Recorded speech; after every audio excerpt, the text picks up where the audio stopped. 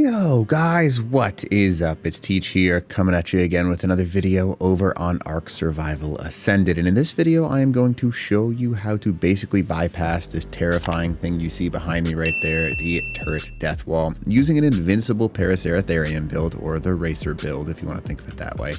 And obviously things like this are dangerous because obviously that many turrets shooting one thing at the same time is probably going to melt just about any creature you have, especially if you're playing on official where you have increased damage, or just in general, right? So there is a secret to make an invincible Paraceratherium, and I'm going to show you how to do that over on ASA. It's pretty simple, and a lot of people use this already. Now, some people immediately are going to say, yeah, well, it's technically against the rules. On many unofficials, it's not, and on most people on official servers are using it anyways because they just don't care, if we're being honest.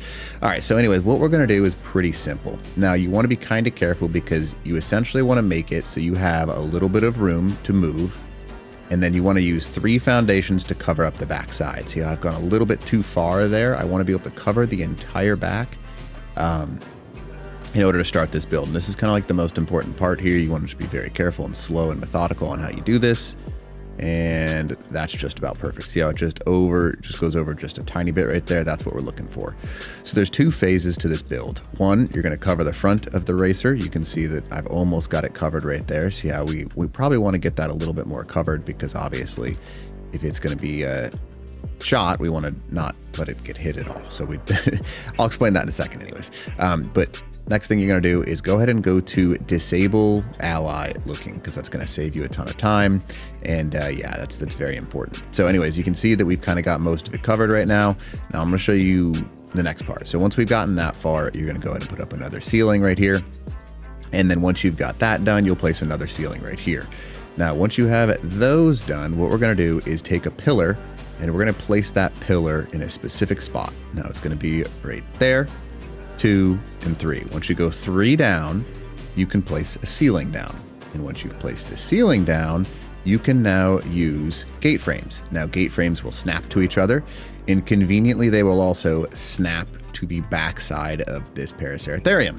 Now I'm sure you can see what we're doing right now. We've got 2, and there's the 3rd. So there's that one, and then this one will also snap. We have 1, we have 2, and then we have 3. All right, so technically speaking, you can make these face each other and create a V on the back side of this thing. I'll show you how to do that real quick and waste a little bit less resources. I'm trying to defend it to make it completely covered. And oh yeah, I was like, why am I not finding it? It's because it's on my number 3. All right, so that right there and that right there. So see how now its butt is completely covered. And now what we need to do is something that can be a little bit of a pain in the butt. So once we get this part done, you're going to have issues getting structures placed down. So you're going to remove the metal pillar. Now, normally that's going to take down a few of your gate frames. But because these ones are now seeing themselves as attached to the actual foundation of the Paraceratherium, we're pretty set on that. So now we just have to make this guy show back up again. Notice how we added it right there. And then we'll put on the gate. Now, as long as its nose isn't sticking out, you're good to go. See how this one's nose is sticking out? I'll go ahead and show you what I mean by that. So we can go ahead and look down when we're walking forwards and see how it like curves the neck back. That's what we're looking for. As long as you're facing down, it'll prevent that nose from sticking out too far. Now, you can also build it a little bit further forward, so you don't have to worry about that when it's facing forward in general. But the general trick is to look down, and that Paraceratherium will prevent it. So now we're just going to place gates down, 1, 2, 3, and then we got these 2 in the back. And now we have a completely safe Paraceratherium. Now, the next part is making you completely safe, because that's the next goal, right? Because now that we've got this, it doesn't matter what kind of walls you use, by the way, they're all just fine. So we're going to go ahead and place these walls specifically here. And then once you have those, you'll have to place ceilings. See how we can't place them on the sides right there unless you're on this one. Now I'll turn one of these into a secret doorway, and then we'll place another one as a secret doorway so you can escape the backside. And then we'll place a few more ceilings down. And then notice how we are good to go right there. So that's our box protecting us. So we're going to go ahead and put down another. Come on, really? I'm just going to go ahead and make a regular wall here because it doesn't matter too much right now. So now we've got a complete box for this driver to be safe inside of. Now you just place 2 more foundations and you have a completely boxed in Paraceratherium just like that right there. Now, just so you can see, these turrets are still active. They don't like me. They want to shoot. They cannot hit this racer. Now, that's a very useful thing. If you have 2 people, what you want to do is you want to take one person, have them walk underneath as you're moving forwards, and the racer will quite literally just avoid all damage. Now, notice how we're just walking towards it. No damage is being had, and we are completely safe. Yep. We've basically got an arc of safety. Now, what people will do is they will walk this up nice and close to your base, and once they get close to your base, they'll either hop off the main thing. I may have built it a little bit funny, and I'm going to show you what I mean by that. If its head sticks through enough, those turrets will shoot, but notice how the head isn't sticking through enough, so we're good to go. So the turrets do not recognize that I am inside of this thing. So now what you can do is, now that we are nice and close, just so you can see, hop off. And the reason we left this little spot right here, oh, it's taking damage. Okay, so it was a little bit too close, and because it's a little bit too close, we will have to, kind of rebuild this just a little bit to make sure its nose doesn't say. But if there's 2 people, this is a perfectly fine build, because I'm sitting here and just backing up slowly, and you can't, as long as that neck is kind of aimed down, it will not take any damage. So that's it. That's all you have to do. Now, how you would use this is pretty simple. If you're a solo person, you'll have to rebuild this in order to make sure that the nose is covered, so move it a little bit more forwards. And if you're a duo, this is a totally fine build, because you just have someone walk underneath while you're walking forwards with the racer, and they would just place C4. Now, just to show you how you could rebuild this on a solo one, I'll do that real quick. Now, we should be out, I think we're out of render range of the turrets. Okay. So now that we're here, what you can do is you essentially just want to move this stuff just a smidge forward, right? So the foundations are the important thing for this, because once the foundations are all picked up, that's how you just adjust things real quick. We're going to go ahead and pick up, pick up, pick up, pick up, and pick up. Notice how the gate frames stay, which is huge, right? So what we're going to do is we're just going to slide this forward just a touch. Just like that. Now we should be able to move. There we go. Okay. So now he's completely safe. We should have a big enough slot here to drop down, like you can see right there. And then when we've slid it forwards like this, there's a couple different ways to look at this, right? Because this is a wall that we're just looking straight at. You can customize these things basically. Oops, I didn't mean to place that on the front side. I don't really need a ceiling, because I'm just going straight against this wall. So I can use the stuff in different ways, right? So now that I know his nose is sticking out, what I can do is I can place these 2 here, and then I can place these 2 here. And now I've essentially customized this Invincible Paraceratherium to be able to do whatever I need it to. And because it's a flat surface and there aren't turrets to my right or left, I don't need protection from my right or left. I just need protection from the front. I get up nice and close to this thing, and then guess what?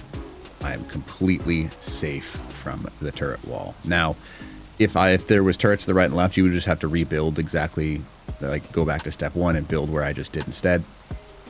But then what you would do is, oops, he's dead. I accidentally hit E in that mode. Oh well. But when you're in K mode, just be careful, obviously, because apparently G removes things in K mode. But you can just rebuild it just like I did there, and notice how as soon as I remove one of those walls, it got shredded. But as long as you hide line of sight, you're good to go. So that, my friends, is how you build the Invincible Paraceratherium build, and obviously customize it to your needs. I'll build one more just for those of you that are like, well, it wasn't perfect the first time.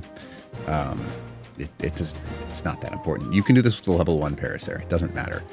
Here's another Paraceratherium saddle. And we're just going to go back to square 1.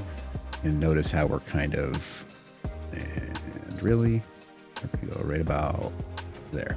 And just check the back side. See how it still has coverage there. That's perfect. We know that's going to be good. So, and then 1, 2, 1, 2, and then notice how its nose is a little bit further back in this one, which is perfect. That's exactly what we're looking for. So we should have coverage. Now we're going to build right. Nope, that's not what I wanted. 1, 2, and 3. And you will have to remove the structures because you'll hit structure limit. For those of you like, you could just build more. There is a structure limit that this build exclusively focuses on avoiding. All right, so now we've got the 1. And it's important to put the gates inside, by the way. For some reason, sometimes the gates are the reason that this guy is able to do so well. Come on now. Thank you. Thank you. And the last one. Really? You're going to be like this? Come on now, game. Seriously? There. Oh, we had it. We had it. And he's being a turd. There we go. Perfect. All right. So now that we've got that done, we'll go ahead and slap the gates in. And once you get the gates slapped in, we should be pretty much good to go. Move on the inside of this one. And again, what we're going to do is we're going to take this pillar, pick it up, see how it gets rid of that front one every single time. But we can use the snap that already exists there. And boom, we have a completely built-in racer. Now, again, we're focusing on building this to make sure that everything works. So I'm going to go ahead and show you what it would look like. Again, you want to build a tech doorway so you can get out. Tech doorway so you can get out there. It doesn't matter if you use tech, you can use regular. Not really. Okay. All right, so really, thank you, game. So notice how we've got just like this. Now, sometimes the racer's ears will stick out. So what you can do in a generic build is you can do one. You can see how there's too many structures on the platform. You can get one for some coverage on that side, and it will shoot those ears. So you do have to be careful about those. But if you're just going from the front, what I'll typically do is I'll pull one of these, and then I'll go ahead and blam up that right there. And again, make sure you turn off the ally looking. We should have enough room to get down. We do. Sweet. Okay. Now we'll just run this wall with this invincible racer build. And just so you can see it works flawlessly, I'm walking towards it. This one, the nose is not hittable at all. And then if I wanted to blow this wall up, I would just get nice and close like I am right now. And I would hop off. I would drop down. Ow! No! Really? I got too close. Turd. Okay. So the problem is that we had this guy on behavior, what's it called? Enable ally looking, and he looked up when he was trying to find me. So you gotta make sure you just turn off that ally looking. But you get the point, right? But 2 people is the best because then one person drives and one person drops a C4. But if you happen to have one person, just do exactly what I did there, but turn off the ally looking and you're good to go. So anyways, hope for this video helps you out. And other than that, teach. Ow.